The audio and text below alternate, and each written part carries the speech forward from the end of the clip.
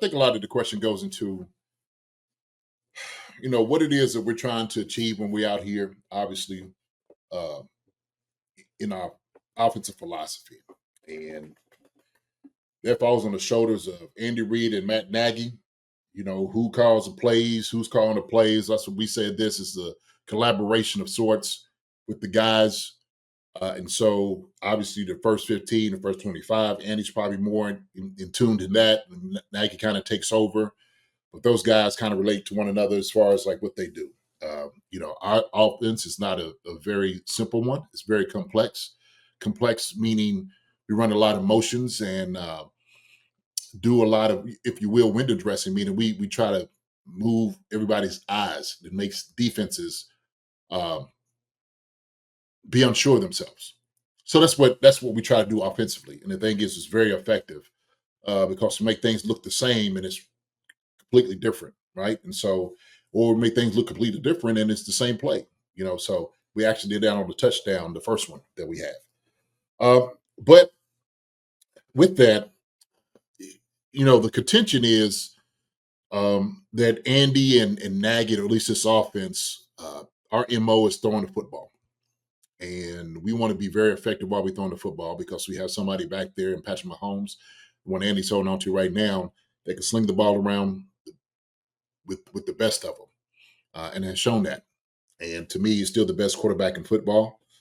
Even after they keep talking about Lamar Jackson and Justin Herbert, Burrow, and then Josh Allen, right? And Josh Allen, they're raving about what he's done this year, and he has been very incredible. Okay, but Pat is the standard. He is, without a doubt, the best in the business. I think this week, what they did as far as trying to stay with the same philosophy of throwing the football, regardless of what we see, was to Patrick's detriment. And I said that after the game. And I think it's a shame that we got to the place where it's like, oh, okay, well, look, we understand that we're up by 2 touchdowns. We're by 3, up by 2 touchdowns, come in the second half, and all of a sudden we just start throwing the football all around without actually handing the ball off to Pacheco and to Hunt. And for the life of me, it should have been something different. Should have been something different. Now, what I will say is this, okay? And this is not just a grade, but for my assessment for the entire offense. I know how teams are going to start attacking us when we start getting into the playoffs.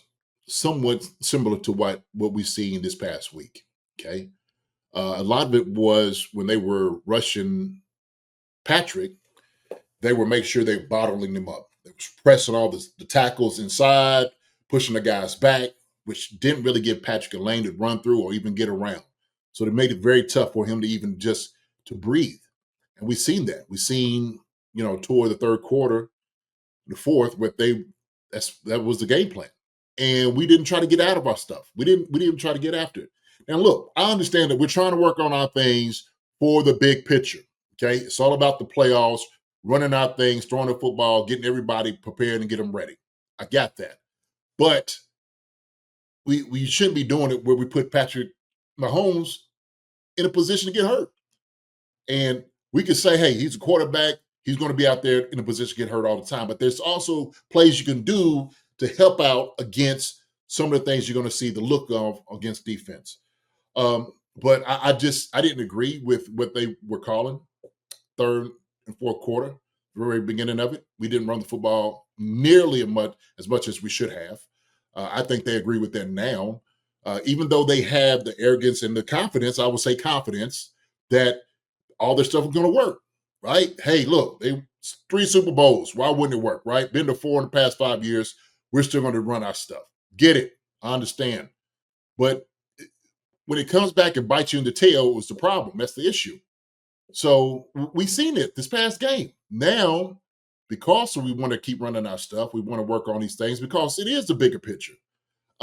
We end up putting Patrick Mahomes in jeopardy, especially if the Lions not doing a great job or we have more guys coming than we can block. So there's kind of some things there that Andy and Nagy can do those things, and also Patrick can help himself out by getting rid of the ball faster. Okay, and I did a really deep dive into this, looking at the seconds, looking at the drops, how far back he was dropping, what he was looking at downfield, who was open, what was he reading. Okay, and then also I was looking at some of the plays early on, what we were calling. Well, uh, I have a different philosophy. I've been on offense, so I understand what this is. But we had to do a much better job. So with Andy and Nagy not running the football in the second half like we should have been more of a 4-minute offense, or at least play to it where you got a little bit more play action to help Patrick out. Because when you get the line moving side to side, left to right, it's better than as opposed to them coming straight up the field. Right? Play action does that for you. Okay. When he's able to move and show his back to the line, it's different. Okay. We all know this offensively. That's how it works. Um, so I think the play calling, man, second half was a little atrocious. It was. Uh, should have done a much better job. I think also, too, our short yardage calls. Um, I didn't like those either as much. I don't like those either as much. You know, when you have two guys in the backfield, it's a little bit different. Gives defense a little different look. I even go into, we had the 1 3rd and 2, and Pacheco was getting the ball, and we had everybody, all wide receivers tight. It was literally 9 guys in the box, in the line of scrimmage. We running zone. Wasn't a lead, wasn't a trap, wasn't a counter, wasn't a power run. It was strict zone, is what it was. And get no yards. And I'm like, wow, it's a little crazy. So I don't know. I don't know. But it's good to sit back here when you watch after this. They're going to see it too, like I'm seeing it, and say, okay, maybe that wasn't the best idea. All right. But these guys got all the hardware. I understand it. I trust them. Okay. But this week, man, some of the play calling and stuff they did, man, I had to give these guys, man, really a C minus. Is what I gave them. C minus. So It would appear everybody in the chat agrees it's in the same vein. D plus, D, C minus. Yeah.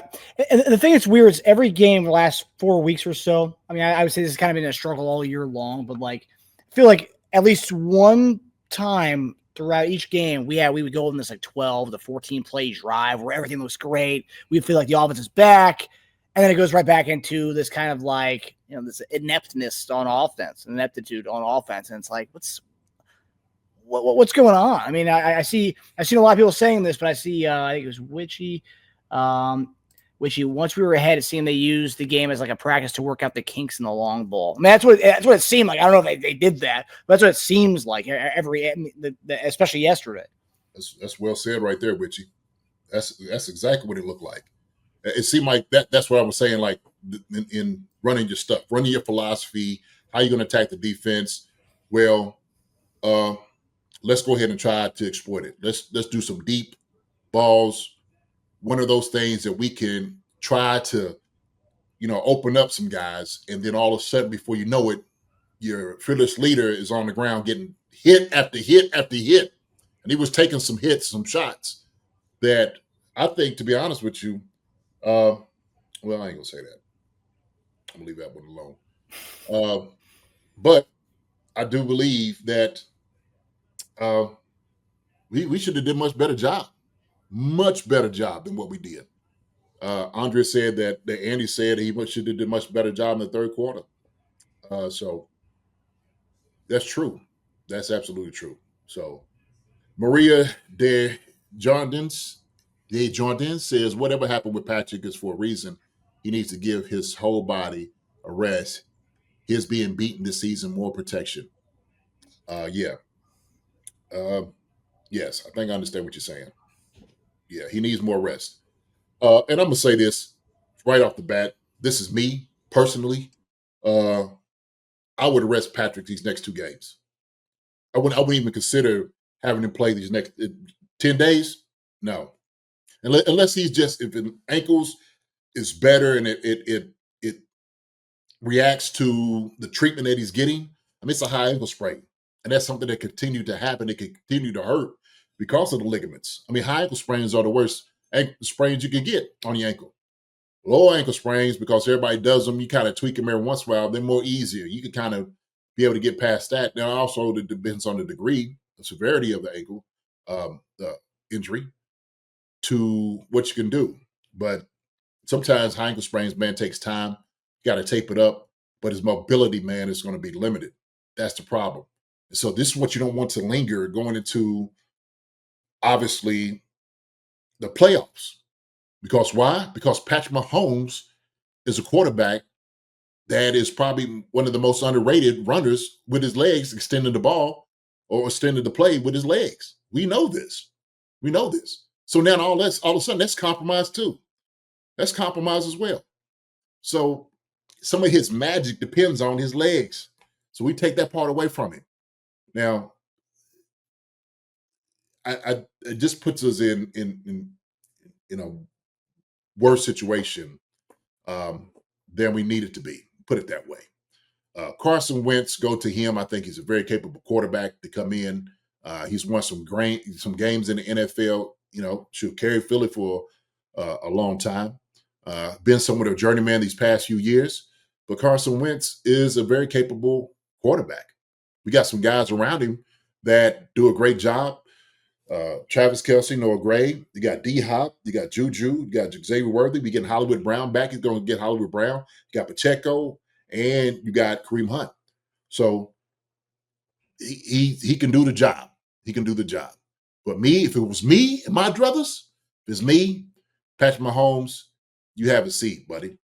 You have a seat, okay? You got to go and watch your boys play these next couple of weeks and get in, and that's it.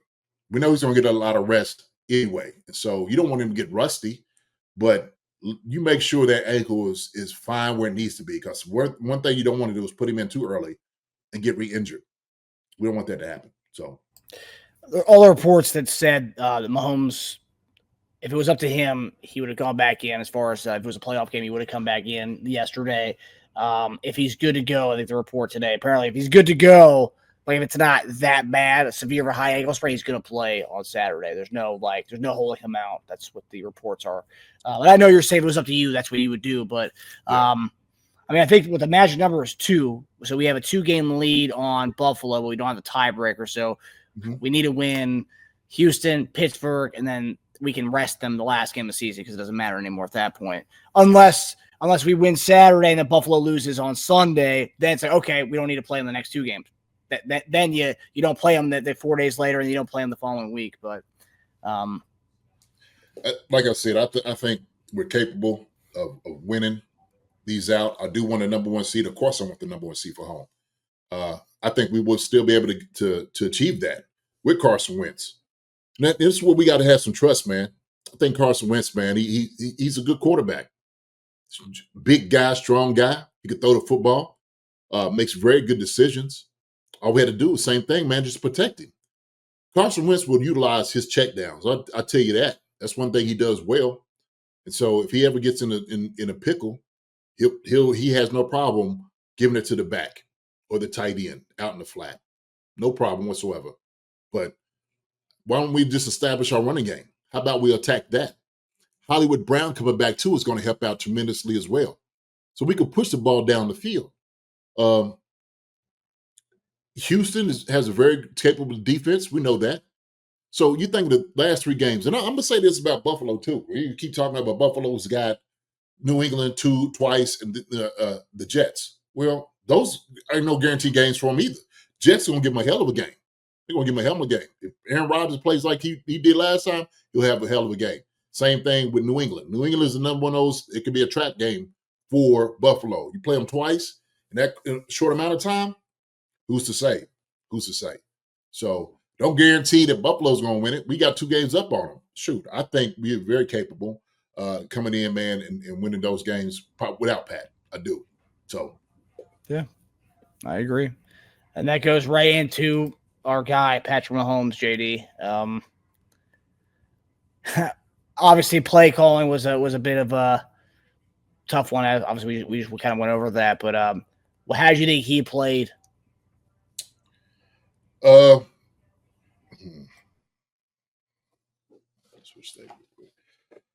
So I think Pat did a pretty decent job at times.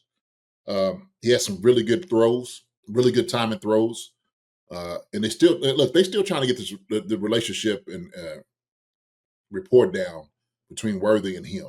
They really are. At times, Pat may have held the ball in his hand too long. He didn't take what the defense was giving him. Some of those as well. Um, so some of that obviously is not his problem, his issue. Some of it was because of the pressure that he was feeling.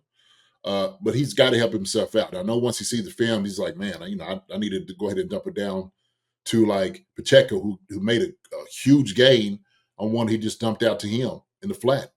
And so trust those guys around him that they can make plays too. And I know he wants chunks. Okay, he's a competitor. He wants the big ball. He wants that. He wants the deep ball. He wants that to come back. We haven't quite seen that this year because of we haven't been able to link up as we should. So I thought he played somewhat decent, but some of the pressure that he was feeling, he could have helped himself out by getting a rid of the ball earlier, and he didn't. So with that, I gave Patrick Mahomes a C+.